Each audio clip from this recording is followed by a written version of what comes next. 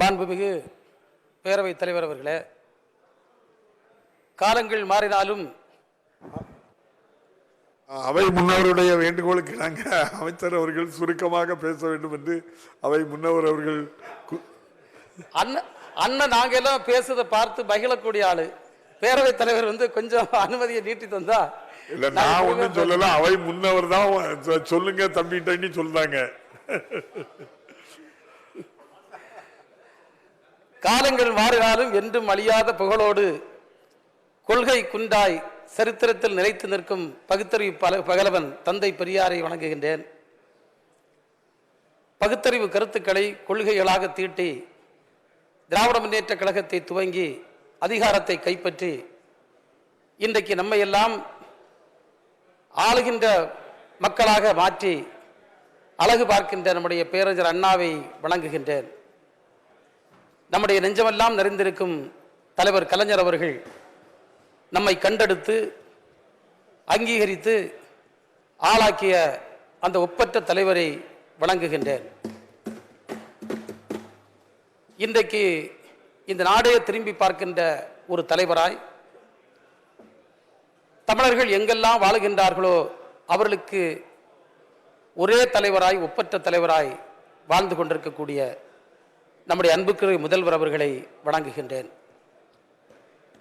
இந்த சபையிலே அமைந்திருக்கக்கூடிய நம்முடைய மூத்த அமைச்சர் அன்புக்குரிய அண்ணன் அவை முன்னவர் மாண்புமிகு நீர்வளத்துறை அமைச்சர் அவர்களை வாழ்த்துகின்றேன். வருங்கால நம்பிக்கை நட்சத்திரம், தமிழ்நாட்டு அரசியலின் விடிவெள்ளி, இளைஞர் நலம் மற்றும் விளையாட்டு மேம்பாட்டுத்துறையினுடைய அமைச்சர் அவர்களை வாழ்த்துகின்றேன். நம்முடைய மாண்புமிகு பேரவைத் தலைவர் அவர்களையும் வாழ்த்துகின்றேன்.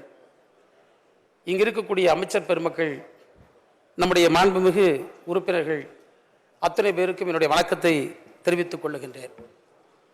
மாண்புமிகு பேரவைத் தலைவர் அவர்களே, 2024 நாடாளுமன்ற தேர்தல், இந்த தேர்தல் வரலாற்றில் மிக முக்கியத்துவம் பெற்ற ஒரு தேர்தலாக அமைந்தது.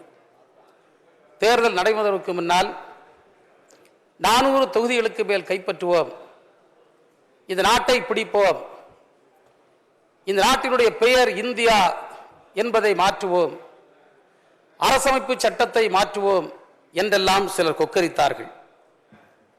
ஆட்சியை பிடிப்பதற்கு என்னென்ன வழிகள் உண்டோ அவற்றையெல்லாம் கையில எடுத்து தன்னாட்சி அதிகாரம் பெற்ற அமைப்புகளான அமலாக்கத்துறை, வருமான வரித்துறை, சிபிஐ போன்ற அமைப்புகளை எல்லாம் எதிர்க்கட்சிகள் மீது ஏவி விட்டு அவர்களை மிரட்டி, சிலரை மிரட்டி தன்னை கையகப்படுத்தி பல்வேறு வேலைகளை செய்த பின்னரும்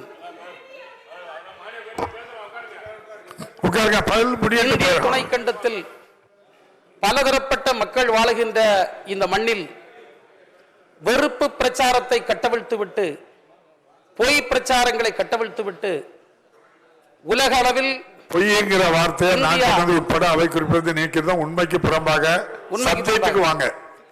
உலக அளவில் தலைவரே, நம்ம ஒரு அரசியல் கட்சி கொஞ்சம் அரசியல் பேசிதான் ஆகணும். இல்ல, இது ஒரு நெருக்கடியான தேர்தல் முடிஞ்சு நம்ம நிற்கும். நான் நீங்க தந்திருக்கக்கூடிய நேரத்தில் முடிச்சிருவேன்.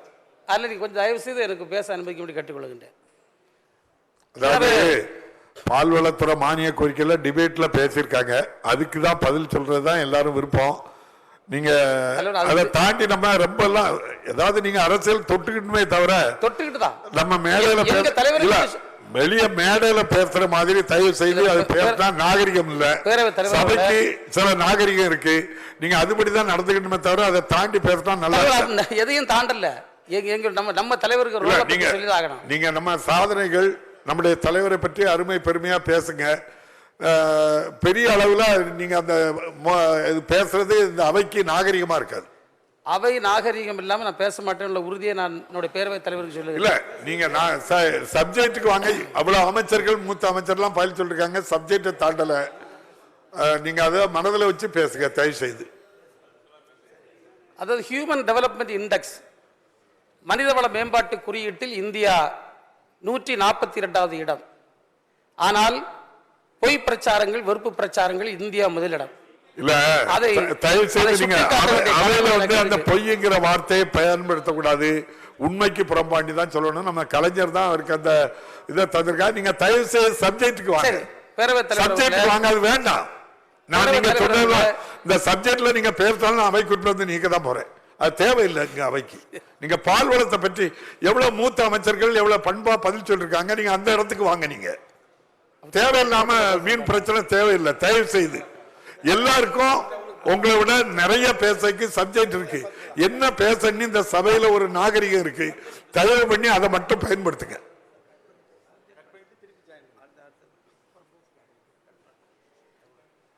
பேரவைத் தலைவர்களே, நம்முடைய மாண்பு முதல்வர் அவர்களை 2 காரணங்களுக்காக இந்த தேசமே உற்று நோக்கி கொண்டிருக்கிறது.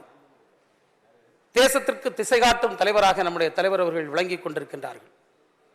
ஒன்று, அனைவரையும் உள்ளடக்கிய வளர்ச்சி என்ற ஒரு அற்புதமான தத்துவத்தை அவர் தந்து கொண்டிருக்கின்றார் திராவிட மாடல் ஆட்சியின் மூலமாக. இங்கு பாலின வேறுபாடுகள் கிடையாது, ஜாதி மத வேறுபாடுகள் கிடையாது, மத வேறுபாடு கிடையாது, ஏற்றத்தாழ்வுகள் கிடையாது, எல்லோரும் சமம் என்கின்ற தத்துவத்தை முன்னிறுத்தி அனைத்து தரப்பு மக்களும் பல்வேறு நன்மைகளை பெறுகின்ற விதத்தில் ஒரு நல்லாட்சியை தருகின்றார். அது ஒன்று. இரண்டாவதாக எடுத்துக்கொண்டால், எந்த சூழ்நிலையிலும் ஜனநாயக மரபுகளை தமிழ்நாட்டில் நான் அழிய விட மாட்டேன், இந்திய துணைக்கண்டத்திலும் அழிய விட மாட்டேன், சமதர்ம கருத்துக்களை, சமத்துவத்தை இந்த இயக்கம் தொடர்ந்து வலியுறுத்தும், மதசார்பற்ற நாடு இந்தியா என்ற பெருமையோடு இந்திய துணைக்கண்டம் தொடர்ந்து நீடிக்கும் என்ற ஒரு உத்வேகத்தோடு நம்முடைய தலைவர் அவர்கள் பணியாற்றி கொண்டிருக்கின்றாரே. ஆகையால் தான் அவர் இன்றைக்கு இந்திய துணைக்கண்டத்திற்கு திசை காட்டுகின்ற ஒரு தலைவராக பரிணமித்திருக்கின்றார். அந்த தலைவர் வழியில நாமெல்லாம் நின்று பணியாற்றி கொண்டிருப்பது இந்த சமூகத்திற்கு நாம் செய்யக்கூடிய மிகப்பெரிய ஒரு தொண்டு என்று நான் கருதுகின்றேன். ஐயன் வள்ளுவர் அவர்கள் அழகாக குறிப்பிடுகிறார், ஆ பயன் குன்றும் அறு தொழிலோர் நூல் மறப்பர் காவலன் காவான் எனின் என்று. அதனுடைய விளக்கம், நாட்டை ஆளும் ஆட்சியாளர் மக்களை முறையாக ஆட்சி செய்யாவிட்டால் அறனற்ற அவர் ஆட்சியில் நாட்டின் பால்வளம் குறையும், அறிவார்ந்தோர் தாம் கற்றவற்றை மறப்பர் என்று சொல்லியிருக்கிறார். அறனற்ற ஆட்சி நடைபெற்றால் பால்வளம் குறையும். அப்படி என்றால் பால்வளம் என்பது மனிதன் பெற்றிருக்கக்கூடிய அனைத்து வளங்களுக்கும் ஒரு குறியீடாக காட்டப்பட்டிருக்கிறது. பால்வளம் இருந்தால் எல்லா வளமும் இருக்கிறது என்பதற்கு சமம் என்பது ஐயன் வள்ளுவரின் கருத்து. எனவேதான் இன்றைக்கு பால்வளத்துறை எடுத்துக்கொண்டால் சிலர் சொன்னார்கள் பாலாகும் பால்வளத்துறை என்று, சிலர் எழுதவும் செய்தார்கள். ஆனால் விவசாய பெருங்குடி மக்களின் வாழ்வில் பால் வார்க்கும் துறையாக இன்றைக்கு பால்வளத்துறை செயல்பட்டுக் கொண்டிருக்கிறது. அதன் விளைவுதான் இன்றைய தேதியில் 34,17,375 லிட்டர் பால் ஆவின் ஒன்றியங்கள் மட்டும் இன்றைக்கு கொள்முதல் செய்திருக்கிறது. நான் அங்கு உள்ளூர் விற்பனைக்கு கொள்முதல் செய்ததை கணக்கில் சொல்லவில்லை. இந்த அளவிற்கு ஒரு வரலாற்று நிகழ்வு நடைபெற்றிருக்கிறது என்று சொன்னால் மக்கள் இன்றைக்கு செழிப்பாக இந்த ஆட்சியில் இருக்கிறார்கள் என்பதற்குத்தான் காரணம். எப்படி இது நிகழ்ந்தது? கடந்த காலங்களில் நம்முடைய அன்பு தலைவர் அவர்கள் ஆட்சி பொறுப்பேற்றவுடன் விவசாய பெருங்குடி மக்களின் கோரிக்கையை ஏற்று 3 ரூபாய் விலை உயர்வு கொடுத்தார்கள். இன்றைக்கு கடந்த ஆண்டு நான் இந்த அமைச்சர் பொறுப்பை ஏற்ற பிறகு நம்முடைய மாண்பு முதல்வர்களை சந்தித்து கேட்டதன் விளைவாக மீண்டும் ஒரு 3 ரூபாய் ஊக்கத்தொகையாக விவசாய பெருங்குடி மக்களுக்கு தலைவர் அவர்கள் அறிவித்தார்கள். அது இன்றைக்கு ஒரு மிகப்பெரிய மாற்றத்தை உருவாக்கி இருக்கிறது. அது மட்டுமல்ல, விவசாய பெருங்குடி மக்களுடைய கோரிக்கை என்னவென்றால், நாங்கள் பாலை கொடுக்கின்ற நேரத்தில் எங்களுக்கு அதனுடைய தரத்தை பார்த்து விலையை நிர்ணயிக்க வேண்டும் என்று உடனடி ஒப்புகை சீட்டு, ஸ்பாட் அக்னாலஜ்மெண்ட் என்று சொல்லுவோம், அந்த திட்டத்தை நாங்கள் அறிமுகப்படுத்தி இன்றைக்கு 4172 பிரதம தொடக்க பால் உற்பத்தியாளர் கூட்டுறவு சங்கங்களில் அதை நாங்கள் நடைமுறைப்படுத்தி இருக்கின்றோம். அது ஒரு மிகப்பெரிய வரவேற்பை பெற்றிருக்கின்றது. எஞ்சி இருக்கக்கூடிய கூட்டுறவு சங்கங்களில் உடனடியாக நிறைவேற்றுகின்ற அந்த பணி வெகு வேகமாக நடைபெற்றுக் கொண்டிருக்கிறது. அதுபோன்று நீண்ட நாட்களாக அவர்களுக்கு இருந்த கோரிக்கை, அவர்கள் வாங்குகின்ற பாலுக்கு அந்த விலையை, அந்த பணப்பட்டுவாடாவை 10 நாட்களுக்குள் செய்ய வேண்டும் என்று. அந்த கோரிக்கையும் ஏற்கப்பட்டு இன்றைக்கு 10 நாட்களுக்கு ஒரு முறை தவறாமல் அவர்களுக்கு பணப்பட்டுவாடா செய்து கொண்டிருக்கின்றோம். அது ஒரு மிகப்பெரிய முன்னேற்றமாக பார்க்கப்படுகிறது. விவசாய பெருங்குடி மக்கள் கறவை மாட்டு கடன் வாங்குவது ஒரு பெரிய சவாலாக இருந்தது. அது மட்டுமல்ல, தேசியமயமாக்கப்பட்ட வங்கிகள் 15% வட்டி அவரிடத்திலிருந்து பெற்றுக் கொண்டிருந்தார்கள். இன்றைக்கு இந்த வட்டி 9% குறைக்கப்பட்டிருக்கிறது. அதே போன்று கடந்த ஓராண்டு காலத்தில் 137 கோடி கடன் 25,332 மாடுகள் வாங்குவதற்கு வழங்கப்பட்டிருக்கிறது. அதே போன்று நம்முடைய கூட்டுறவுத்துறையின் மூலமாக கொடுக்கக்கூடிய வட்டியில்லா கால்நடை பராமரிப்பு கடன் 123 கோடி ரூபாய் 44,175 விவசாய பெருங்குடி மக்களுக்கு வழங்கி இருக்கிறது. இப்போது எங்களிடத்தில் 1 லட்சத்திற்கும் மேற்பட்ட விண்ணப்பங்கள் தந்திருக்கின்றார்கள். அவற்றிற்கும் இந்த ஆண்டு வழங்கி மேலும் பால் உற்பத்தியை பெருக்க முடியும் என்ற ஒரு உத்தரவாதத்தை நான் இந்த சபையிலே தெரிவிக்க கடமைப்பட்டிருக்கின்றேன். அதே போன்று கால்நடை தீவனங்கள் இன்றைக்கு தரம் உயர்த்தப்பட்டு அந்த கால்நடை தீவனங்கள் தரமாக விவசாய பெருங்குடி மக்களுக்கு வழங்குவதால் அதிலும் இன்றைக்கு நல்ல வரவேற்பு கிடைத்திருக்கிறது. பல்வேறு சங்கங்கள் செயலிழந்த நிலையில், கலைக்கப்படுகிற நிலையில் இருந்தவை 289 சங்கங்கள் இன்றைக்கு அவற்றை மீட்டு ஒரு நல்ல நிலைக்கு நாங்கள் கொண்டு வந்திருக்கின்றோம். புதிய சங்கங்கள் 131, அதே போன்று இன்னும் அழிவு நிலையில் இருந்த 86 சங்கங்கள் ஆக 217 சங்கங்கள் புத்துயிராக்கப்பட்டிருக்கின்றது. இவற்றை தாண்டி நம்முடைய பாலுடைய தரத்தை உயர்த்த வேண்டும் என்பதற்காக தரமான பால் வழங்குபவர்களுக்கு 1 ரூபாய் கூடுதல் ஊக்கத்தொகை வழங்கப்படும் என்று அறிவித்து, அதன் அடிப்படையில் அந்த தொகை வழங்குவதன் விளைவாக இன்றைக்கு ஒரு 0.3% என்று சொல்லுவோம். அதாவது கொழுப்பு சத்தில் 3.9 நம்முடைய மாநில அளவீடாக இருந்தது, அது 4.1%. அதே போன்று புரதச்சத்து 8.0 என்றிருந்தது 8.1 என்ற அளவிற்கு மாநிலத்தினுடைய பாலினுடைய தரம் இன்றைக்கு உயர்த்தப்பட்டிருக்கிறது. மாண்புமிகு பேரவைத் தலைவர் அவர்களே, அதுபோன்று பால் உற்பத்தியாளருடைய நலனை கருத்தில் கொண்டு இந்த நிர்வாகத்தில் ஈட்டுகின்ற வருமானத்தில், லாபத்தில் உறுப்பினர்களுக்கு போனஸ் சென்ற ஆண்டு 15.3 கோடி ரூபாய் வழங்கி இருக்கின்றோம். அதே போன்று ஆதரவு கொள்முதல் விலையாக 24.1 கோடி ரூபாயும், ஈவுத்தொகையாக 26 லட்சம் வழங்கப்பட்டிருக்கிறது. இந்த ஆண்டு நிச்சயமாக இந்த தொகை பல மடங்காக உயரும் என்று நான் நம்புகின்றேன்.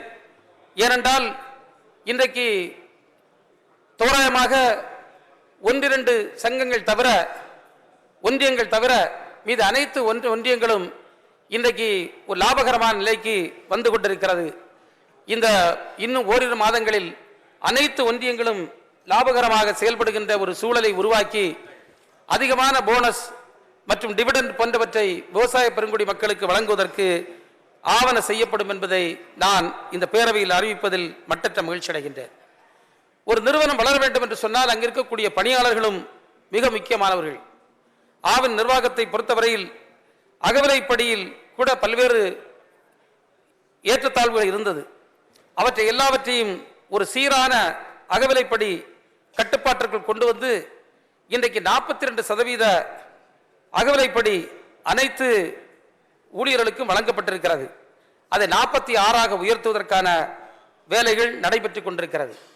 ஓய்வூதியதாரர்கள் அவர்கள் கொஞ்சம் கூடுதலாக ஊதியம் வழங்க வேண்டும் என்று கேட்டதற்கிணங்க நம்முடைய மாண்பு முதல்வர் அவர்கள் ஒரு 500 ரூபாய் மாதம் ஓய்வுதாரர்களுக்கு கூடுதலாக அறிவித்து அதையும் வழங்கி இருக்கின்றோம்.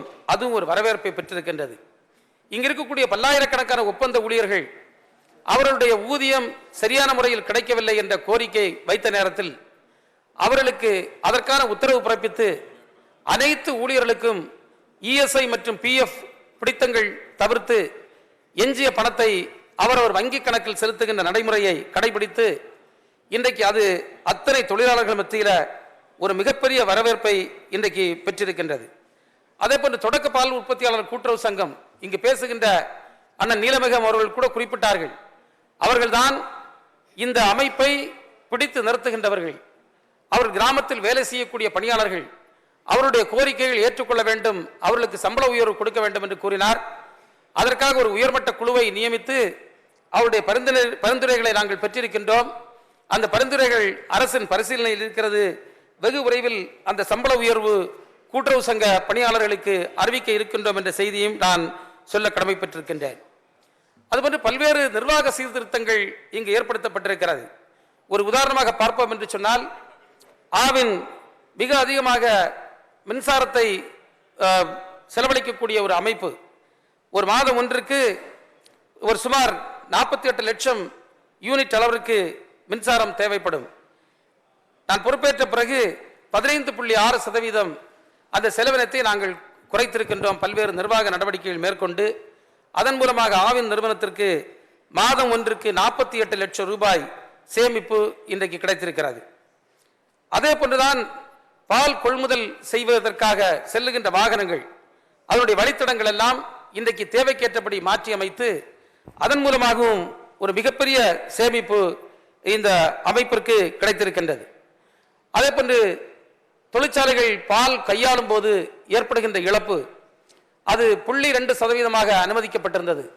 அதை மறுசீராய்வு செய்து 0.05 என்று அதில் 4 பங்காக குறைத்து அதை அங்கு இருக்கக்கூடிய தொழிலாளர் தோழர்களுடன் பேசி முடிவு செய்து இன்றைக்கு அதை நடைமுறைப்படுத்தப்பட்டதன் விளைவாக அது 4 குறைக்கப்பட்டிருக்கிறது. அதிலும் ஒரு நல்ல சேமிப்பு கிடைத்திருக்கிறது. அதே போன்ற மனிதவள ஆற்றலை மேம்படுத்தி அது optimum use of the human resource என்று அனைத்து தரப்பு பணியாளர்களுக்கும் அவர்களுக்கு தேவையான பயிற்சிகள் தொடர்ந்து வழங்கி வருகின்றோம். அந்த பயிற்சிகள் அந்த தொழிலாளர்கள் மத்தியிலும் அலுவலர்கள் மத்தியிலும் ஒரு மிகப்பெரிய வரவேற்பை பெற்றிருக்கின்றது. ஆவின் நிறுவனத்திற்கு பல பால் பொருட்கள் தயாரித்து விற்பனை செய்து வருகின்றோம். ஆனால் அவற்றுக்கெல்லாம் ஒரு ஸ்டாண்டர்ட் ஆபரேட்டிங் ப்ரொசீஜர், அதனுடைய தரம் மாறாமல் இருக்க தர நிரந்தர செயல்முறைகள் ஒவ்வொன்றிற்கும் தயாரிக்கப்பட்டு இன்றைக்கு அவை மிக ஒரு நல்ல தரத்தில் ஆவின் பொருட்கள் கிடைக்கக்கூடிய ஒரு சூழல் ஏற்பட்டிருக்கின்றது. அதன் விளைவாக இன்றைக்கு அந்த விற்பனையும் ஒரு கணிசமான அளவிற்கு அதிகரித்திருக்கிறது. இந்த துறையை பொறுத்தவரையில் 2 இலக்குகள் இருக்கிறது. ஒன்று, விவசாய பெருங்குடி மக்கள் மத்தியில் இந்த கால்நடை குறித்த விழிப்புணர்வுகளை ஏற்படுத்தி அவர்களுக்கு தேவையான வசதிகளை செய்து கொடுத்து பால் உற்பத்தியை பெருக்குவது. 2வது, மாடுகளின் பால் உற்பத்தி திறனை அதிகரிப்பது. இன்றைக்கு இந்த ஃபியூச்சர் ஸ்கோப், எதிர்காலத்தில் இந்த துறையினுடைய சூழல் எப்படி இருக்கும் என்பதை நான் இந்த உரையின் மூலமாக தமிழ்நாட்டு மக்களுக்கு சொல்ல கடமைப்பட்டிருக்கின்றேன். காரணம், நம்முடைய நாட்டில் வேலையில்லா திண்டாட்டம் போன்றவை மிகப்பெரிய அளவில் இருந்து கொண்டிருக்கிறது. மொத்த உள்நாட்டு உற்பத்தியில் விவசாயம் சார்ந்த உற்பத்தி பொருட்களுடைய பங்களிப்பு குறைந்து கொண்டிருக்கிறது. அந்த 2ஐயும் நாம் சீர் செய்ய முடியும் பால்வளத்துறையின் மூலமாக. ஒரு உதாரணமாக பார்ப்போம் என்று சொன்னால், இன்றைக்கு ஐரோப்பிய நாடுகளில் பால் பொருட்கள் மிக அதிகமாக பயன்படுத்தக்கூடிய நாடுகள். ஆனால் அங்கு அதனுடைய வாய்ப்புகள் அந்த ஆப்டிமம் லெவல், மேக்சிமம் லெவலை எட்டிவிட்டது. ஏன்னா நம்முடைய நாட்டை எடுத்துக்கொண்டால் ஒரு மாட்டினுடைய சராசரி பால் என்பது ஒரு 5-6 லிட்டர் தான் கறக்கும். ஆனால் மேலை நாடுகளை எடுத்துக்கொண்டால் இன்றைக்கு 30 முதல் 32 லிட்டர் அளவுக்கு பால் கறக்கக்கூடிய அளவுக்கு அவங்க அதை மேம்படுத்தி இருக்கிறார், உற்பத்தி திறனை மேம்படுத்தி இருக்கிறார்கள். இதற்கு இனவிருத்தி, சத்தான உணவுகள், முறையான மருத்துவ சேவைகள் போன்றவற்றை அவர்கள் வழங்கி இருக்கிறார்கள். எனவே இனி அங்கு பால் உற்பத்தியை பெருக்குவதற்கான வாய்ப்புகள் மிக அரிது.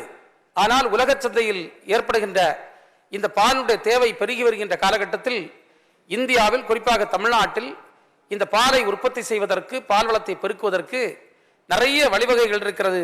எனவே மாடுகளுடைய பால் உற்பத்தி திறனை அதிகரிப்பதற்கான பல்வேறு முயற்சிகளை நாங்கள் எடுத்து வருகின்றோம். இங்கு பேசுகின்ற நண்பர்கள் கூட, சட்டமன்ற உறுப்பினர் கூட குறிப்பிட்டார். என்ன சொன்னார் என்றால், இன அபிவிருத்தி பண்ண வேண்டும், நம்முடைய இனங்களை பாதுகாக்க வேண்டும் என்று. அந்த இன அபிவிருத்திக்கான பல்வேறு முயற்சிகளை நாம் மேற்கொண்டு வருகின்றோம். அந்த ஜெர்சி இனத்தில் இருக்கக்கூடிய அந்த பொலிப்பு காளைகள் வளர்த்து இன்றைக்கு 250க்கும் மேற்பட்ட அந்த தேர்ந்தெடுக்கப்பட்ட மிக சிறந்த உயரிய தன்மைகளை கொண்ட காளைகள் வெளிமாநிலங்களுக்கு, வட மாநிலங்களுக்கு கூட நாம் 250க்கும் மேற்பட்ட காளைகள் சென்ற ஆண்டு நாம் கொடுத்திருக்கின்றோம். அதுவும் ஒரு சாதனையாக நாம் பார்க்க முடிகிறது. எனவே அதுபோன்று இன்றைக்கு இப்படிப்பட்ட தொழில்கள் எதிர்காலத்தில் ஒரு வேலைவாய்ப்பு அளிக்கக்கூடிய ஒன்றாக இருக்கிறது. இதில் யாருக்கெல்லாம் விருப்பம் இருக்கிறதோ, இன்றைக்கு தமிழ்நாட்டிற்குரிய இளைஞர்கள், வேலை இல்லாமல் இருக்கக்கூடிய இளைஞர்கள், விளிம்பு நிலை மக்கள், கண்டிப்பாக அவர்கள் எந்த நேரத்திலும் பால்வளத்துறை அலுவலர்களை அவர்கள் அணுகலாம். அவர்களுக்கு பல்வேறு திட்டங்களின் மூலம் மானியம், கடன் உதவி போன்றவற்றை செய்து கொடுத்து உரிய ஆலோசனைகளை வழங்கி அவர்கள் ஒரு ஒரு மினி டயரி, ஒரு சிறிய ஒரு பண்ணை போன்றவற்றை ஏற்படுத்துவதற்கு எந்த விதத்திலும் உதவுவதற்கு நம்முடைய அலுவலர்கள் எந்த நேரத்திலும் தயாராக இருக்கின்றார்கள். அதே போன்று பால் உபபொருட்கள் விற்பனைக்கும் நிறைய வாய்ப்புகள் இருக்கிறது. இங்கு வேலையில்லாமல் இருக்கக்கூடிய பெண்கள் அல்லது விளிம்பு நிலை மக்கள் யாராக இருந்தாலும் அவர்களுக்கும் நாங்கள் உதவுவதற்காக ஒரு தயாராக இந்த துறை இருந்து கொண்டிருக்கிறது. இன்றைக்கு ஒவ்வொரு துறையிலும் தொழில்நுட்பம் மிகப்பெரிய அளவில் வளர்ந்து கொண்டிருக்கிறது.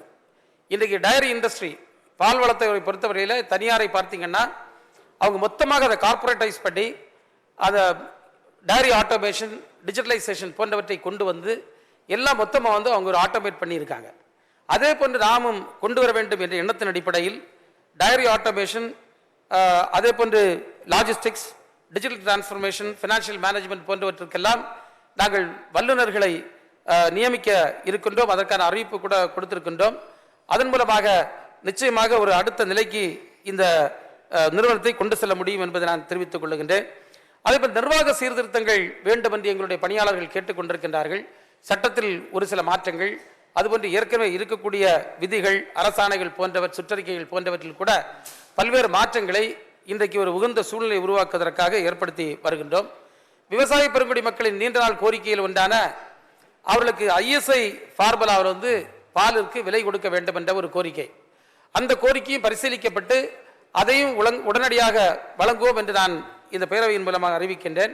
காரணம், இதுவரை நாங்கள் வழங்கி வருகிறது மாடிஃபைடு ரிச்மண்ட் ஃபார்முலா என்பது, அதை அவர்கள் ISOவாக மாற்ற வேண்டும் என்று கேட்டிருக்கின்றார்கள். அந்த கோரிக்கையை நாங்கள் நிறைவேற்றி கொடுக்க இருக்கின்றோம். அதன் மூலமாக இன்னும் 50 முதல் 75 காசுகள் பால் விலை உயர்வு கூடுதலாக அவர்களுக்கு கிடைப்பதற்கான வாய்ப்புகள் இருக்கிறது. அதேபோன்று செயற்கை முறையில் கருவூட்டல் இன்றைக்கு ஒரு தவிர்க்க முடியாத ஒன்றாக இருக்கிறது. நமக்கு ஊட்டியிலே வந்து அதற்கான ஒரு பண்ணை இருக்கிறது. அங்கு 159 பொறிக்காளைகள் இருக்கிறது. அங்கு 21ஆம் ஆண்டு வரையிலும் ஒரு 4 லட்சம் அந்த குச்சிகள் தயாரிக்கப்பட்டது. ஆனால் இப்போது அது 16,57,000 உயர்ந்திருக்கிறது சென்ற ஆண்டு. இந்த ஆண்டு நாங்கள் அது 20 லட்சம் இலக்கு வைத்து அனைத்து பகுதிகளுக்கும் தட்டுப்பாடின்றி அந்த செயற்கை முறை கருவூட்டில் உறையுந்து குச்சி வழங்குவதற்கான பணிகளை நாங்கள் செய்து கொண்டிருக்கின்றோம். அதே போன்றுதான் இன்றைக்கு ஒரு புதிய ட்ரெண்ட் வந்து இந்த பால்வளத்துறையில் வருகிறது. என்னவென்றால், மேய்ச்சல் நிலங்கள்லாம் குறைந்து கொண்டிருக்கிறது. இனி மேய்ச்சல் நிலங்களுக்கான வாய்ப்புகளும் குறைவாக இருக்கிறது. எனவே இப்படிப்பட்ட நேரத்தில் வந்து இந்த ஊறுகாய் புல், பசுந்தீவன ஊறுகாய் புல் என்று சைலேஜ் என்று சொல்லுவோம், அது தயாரித்து அதை பசுந்தீவனத்திற்கு பதிலாக வழங்குகின்ற நடைமுறை, அதுதான் இனி ஃபியூச்சர் ஸ்கோப்பாக இருக்கும்.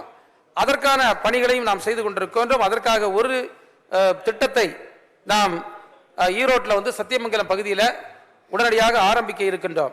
எனவே இதுவும் ஒரு அடுத்த கட்டத்திற்கு நேராக இந்த துறையை எடுத்து செல்வதற்கு வாய்ப்பாக இருக்கும். இன்றைக்கு சிலர் கேள்வி கேட்கின்றார்கள், பால் வளத்தை நீங்கள் பால் அதிகமாக கொள்முதல் செய்தால் அதை எப்படி நீங்கள் வந்து டிஸ்போஸ் பண்ணுவீங்க, எப்படி அதை கையாளுவீர்கள் என்று கேட்கின்றார்கள். ஏற்கனவே நமக்கு இருக்கக்கூடிய எக்ஸிஸ்டிங் கெப்பாசிட்டி வந்து 48 லட்சம் லிட்டர் பால் கையாளுகின்ற ஒரு சக்தி நமக்கு இருக்கு. அதுக்கான கட்டமைப்புகள் நமக்கு இருக்கிறது. ஆனால் இப்போது ஒரு 18,50,000 லிட்டர் பால் அதிகமாக கையாள்வதற்கான பணிகளை நாம் துவங்கி இருக்கின்றோம். எனவே அந்த பணிகள் முடிகின்ற நேரத்தில் சுமார் 66 லட்சம் லிட்டர் பால் கையாளுகின்ற அளவிற்கு நாம் வெகு விரைவில் வந்து இந்த ஆவினுடைய கட்டமைப்புகள் பெருகும் என்பதை நான் தெரிவித்துக் கொள்ளுகின்றேன். மாண்புமிகு பேரவைத் தலைவர் அவர்களே, இந்த கால்நடை தீவனங்கள் இன்றைக்கு ஒரு பெரிய சவால். கால்நடை தீவனங்கள் வந்து நம்ம தரமாக கொடுத்திருக்கோம், தரம் உயர்த்தி இருக்கின்றோம். அது கூட நம்ம வந்து 300 மெட்ரிக் டன் வந்து இதுவரையிலும் தயாரித்து கொண்டிருந்தோம். இப்போது உடனடியாக விருதுநகரில் ஒரு 50 மெட்ரிக் டன் துவங்குவதற்கு ரெடியாக இருக்கிறது. அதே போன்று புதுக்குடி மற்றும் திட்டக்குடியில் 300 மெட்ரிக் டன் கெப்பாசிட்டி கொண்ட 2 ஆலைகள் துவங்குவதற்கான பணிகள் துவங்கி நடந்து கொண்டிருக்கிறது. நீண்ட காலமாக அம்மாபாளையத்தில் பூட்டியிருந்த பவுடர் பிளான்ட் வந்து இன்றைக்கு இயக்கப்பட்டு 20 மெட்ரிக் டன் பவுடர் வந்து தினமும் நம்ம தயாரித்து கொண்டிருக்கின்றோம். அதே போன்று பாடலூரில் 60 மெட்ரிக் டன், சேலத்தில் 30 மெட்ரிக் டன் தயாரிப்பதற்கான பணிகளும் இன்றைக்கு நடைபெற்று கொண்டிருக்கிறது. எனவே இப்படிப்பட்ட பல்வேறு பணிகள் இந்த பால்வளத்துறையின் மூலமாக நடைபெற்று வருகிறது. பேரவைத் தலைவர் அவர்களே, பொருளாதாரத்தில் தன்னிறைவு பெற்ற சங்கங்களாக நம்முடைய பிரதம கூட்டுறவு சங்கங்களை உருவாக்க வேண்டும். அது எங்களுடைய ஒரு நோக்கம். ஏன்னா இன்னைக்கு பார்த்தீங்கன்னா சுமார் 10,000 பிரதம துவக்க பால் உற்பத்தியாளர் கூட்டுறவு சங்கங்கள் இருந்தாலும் அதனுடைய ஒரு எக்கனாமிக்கல் வயபிலிட்டி, ஒரு பொருளாதார ஒரு தன்மை என்பது மிகவும் கடினமான சூழலில் இருந்து கொண்டிருக்கிறது. அந்த நிலையை மாற்ற வேண்டும். அதற்கு நாங்கள் பல்வேறு திட்டங்களை முன்வைத்திருக்கின்றோம். அதில் ஒன்று பார்த்தீங்கன்னா, அந்த சங்கங்களை எல்லாம் இந்த ஆவின் நிறுவனத்தினுடைய ஹோல்சேல் டீலராக நாங்கள் விரும்புகின்றவர்களை கொடுத்தோம் கடந்த 2 மாதங்களுக்கு முன்னால். அது வந்து ஒரு 150 கிட்ட சங்கங்கள் அதை எடுத்துக்கொண்டார்கள். அந்த 150 சங்கங்கள் மூலமாக 1,18,00,000 ரூபாய்க்கு பொருட்கள் அவர்கள் வியாபாரம் செய்திருக்கின்றார்கள். அதில் இருக்கக்கூடிய லாபம் அவர்களுக்கு கிடைக்கும். அதே போன்று இதர கூட்டுறவு சங்கங்களையும் ஒரு 30 லட்சம் ரூபாய் சென்ற மாதம் அவங்க வந்து சேல்ஸ் பண்ணியிருக்காங்க. இன்னும் பார்த்தீங்கன்னா, இதுவரையிலும் இந்த ஃபீடு நம்முடைய விற்கக்கூடிய நேரத்தில், மாட்டுத்தீவனம் விற்கக்கூடிய நேரத்தில் அவங்களுக்கு எந்த கமிஷனும் கிடையாது. இப்போ அவர்களுக்கு நாங்கள் வந்து ஒரு சிறிய கமிஷன் தருகின்றோம் என்று சொல்லி இருக்கின்றோம். அதே போன்று கடன் பெற்றுக் கொடுக்கக்கூடிய வங்கிகளில் சேவை கட்டணமாக கண்டிப்பாக அவர்கள் இந்த சங்கங்களுக்கு ஏதாவது செய்ய வேண்டும் என்று பேசியிருக்கின்றோம். இவையெல்லாம் செய்து வருகின்ற நேரத்தில் அந்த கூட்டுறவு சங்கங்கள் வந்து நிச்சயமாக ஒரு லாப நோக்கில் ஒரு பொருளாதாரத்தில் நிலைத்த தன்மையை உருவாக்கும். எனவே அதற்கான முன்னெடுப்புகளையும் நாங்கள் முன்னெடுத்து வருகின்றோம். எனவே இந்த நேரத்தில் நான் இந்த துறையின் சார்பில் சில அறிவிப்புகளை வாசிக்க இருக்கின்றேன். தலைப்பை மட்டும் வாசிக்கின்றேன். 2020-21 ஆண்டில் புதிதாக பதிவு செய்யப்படும் பால் உற்பத்தியாளர்கள் கூட்டுறவு சங்கங்களுக்கு SS பால் கேன்கள், பால் அளவை உபகரணங்கள், பதிவேடுகள் மற்றும் பால் பரிசோதனை கருவிகள் ஆகியவை வழங்கப்படும். பசுந்தீவன பற்றாக்குறையை கருத்தில் கொண்டு பால் உற்பத்தியாளர்களுக்கு ரூ. 400 லட்சம் செலவில் பசுந்தீவன புல் கரணைகள் வழங்கப்படும். பேரறிஞர் அண்ணா கூட்டுறவு பால் உற்பத்தியாளர்கள் நலத்திட்டத்தின் கீழ் பால் உற்பத்தியாளர்களுக்கு வழங்கப்படும் இழப்பீடு மற்றும் இதர நிதியுதவிகள் உயர்த்தி வழங்கப்படும். பால் உற்பத்தியாளர்களின் கால்நடைகளுக்கு தேவையான ஊட்டச்சத்து டானிக் பால் உற்பத்தியாளர்கள் கூட்டுறவு சங்கங்கள் மூலம் நியாயமான விலையில் விற்பனை செய்யப்படும். களப்பணியாளர்கள், கால்நடை மருத்துவர்கள், விரிவாக்க அலுவலர்கள், கிராமநல ஊழியர்கள் போன்ற 3000 பணியாளர்களுக்கு பாரம்பரிய கால்நடை மூலிகை மருத்துவ பயிற்சிகள் வழங்கப்படும். கிராம பால் உற்பத்தியாளர்கள் கூட்டுறவு சங்கம், ஒன்றியம் மற்றும் இணைய ஊழியர்களுக்கு ரூ. 95 லட்சம் செலவில் திறன் மேம்பாட்டு பயிற்சி தேசிய பால்வள மேம்பாட்டு திட்டத்தின் கீழ் வழங்கப்படும். முதற்கட்டமாக புதுக்கோட்டை, கோயம்புத்தூர், திருச்சி, வேலூர், திருப்பத்தூர், தஞ்சாவூர், திண்டுக்கல், விழுப்புரம், கள்ளக்குறிச்சி ஆகிய ஒன்றியங்கள் மற்றும் சங்கங்களின் செயல்பாடுகளை கணனிமயமாக்குதல் பணிகள் ரூ. 14.20 கோடி மதிப்பீட்டில் தேசிய பால்வள மேம்பாட்டு திட்டத்தின் மூலம் செயல்படுத்தப்படும். 150 தொகுப்பு பால் குளிரூட்டு மையங்களில் முதற்கட்டமாக 6.50 கோடி மதிப்பீட்டில் பால் பகுப்பாய்வு கருவிகள் தேசிய பால்வள மேம்பாட்டு திட்டத்தின் கீழ் நிறுவப்படும். பால் கொள்முதல், பாலின் தரம் மற்றும் பால் விநியோகம் ஆகியவற்றிற்கு உடனடியாக ஒப்புகைச் சீட்டு வழங்குவதற்கு ஏதுவாக 500 தொகுப்பு பால் குளிரூட்டு மையங்களில் மென்பொருள் நிறுவப்பட்டு பால் கொள்முதல் செயல்பாடுகள் கிளவுட் பேஸ்ட் கனெக்டிவிட்டி மூலம் கண்காணிக்கப்படும். பால் உற்பத்தியாளர்கள் குறித்த விவரங்கள், அவர்களின் கறவை மாடுகள் குறித்த விவரங்கள், பால் உற்பத்தி மற்றும் பால் உற்பத்தியாளர்கள் பயிரும் பசுந்தீவனங்களின் அளவு ஆகிய தரவுகள் ஆண்ட்ராய்டு செயலி மூலம் சேகரிக்கப்படும். நாமக்கல் ஒன்றியத்தில் பால் கொள்முதல், பால் பதப்படுத்துதல் மற்றும் பால் சந்தைப்படுத்துதல் ஆகியவற்றின் உள்கட்டமைப்பு வசதிகள் தேசிய பால்வள வாரியத்தின் ஒன்றிய புத்தாக்க திட்டத்தின் கீழ் மேம்படுத்தப்படும். மாவட்ட, ஒன்றிய மற்றும் சென்னை மாநகர பால் பண்ணைகளுக்கு ISO 2200 சான்றிதழ் பெறப்படும். மாவட்ட ஒன்றியங்களுக்கு சொந்தமான காலி நிலத்தில் இயந்திரமாக்கப்பட்ட நவீன விவசாய முறைகளை பயன்படுத்தி மாதிரி கால்நடை பண்ணைகள் நிறுவப்படும். புதிதாக பால் பண்ணை தொழில் துவங்க விரும்பும் தொழில் முனைவோருக்காக 2 பால் பண்ணை தொழில் வளர்ச்சி மையங்கள் அமைக்கப்படும். என்னென்ன